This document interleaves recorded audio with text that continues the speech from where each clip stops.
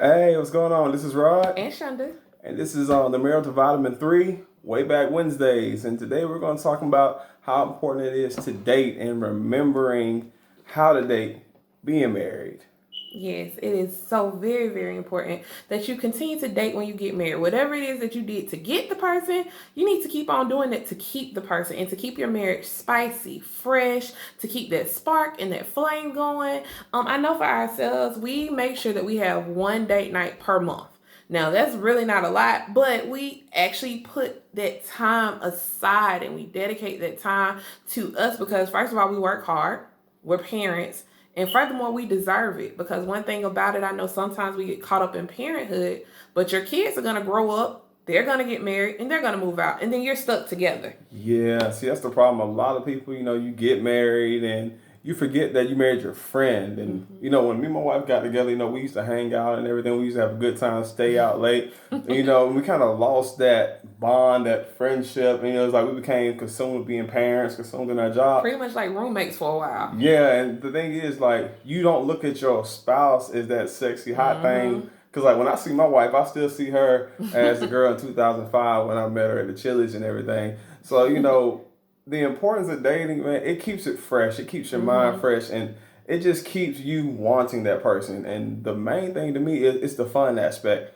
Because you get to go out, you get to wine and dine, you get, you can show off your lady. Because, like most dudes no man want a woman that nobody don't want. So I get to show my wife off to the world. And she don't want to show me y'all to the world. Yes, that's my chocolate. But, she got a few points and everything. All right, so we've already said you need to date. You need to pick a time at least once a month, guys. At least once a month, you need to do a date. Send the kids somewhere else, or if you want to put the kids down because maybe you don't have a sitter, if you don't live in their family, put the kids in another room and you and your husband come downstairs. Y'all dress up even in the house, cook a special meal together, or order something, get you some wine and just chill. Okay, so keep that fire in your marriage because when that spark dies, when that romance dies, that's when you give room to the devil to come in and provide that tempting hot little thing at work or that work husband. You don't want those type of things coming in. So that's why you want to keep your spouse looking at your spouse with that lust and that longing.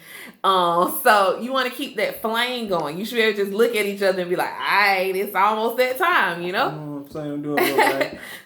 But now, before she give points, it's true testament that because there's a lot of things going on in this world and you can lose connection with your spouse because at the same time at work, you spend more time with people at work than you spend time with your spouse and your kids. And, you rely on teachers to borderline raise your kids. And then you spend a lot of time, you spend a lot of time, with other people that's not your spouse. So by the time you get home to, be with your spouse, you don't really know how to deal with them. So, dating life is really important to your marriage life because marriage is not a fast race. It's a slow race.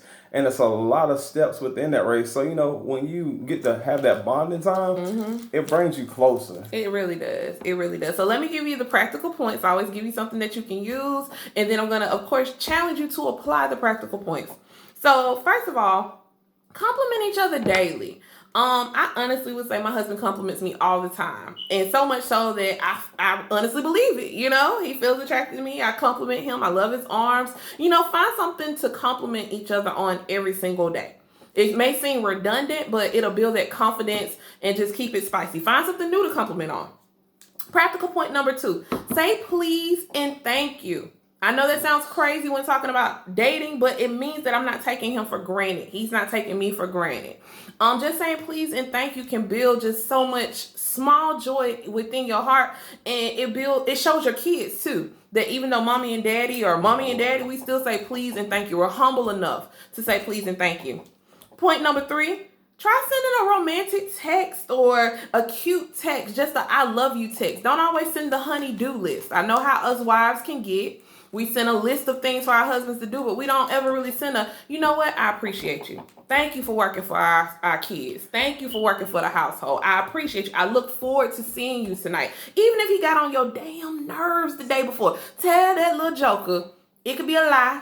Fake it till you make it. I look forward to seeing you tonight.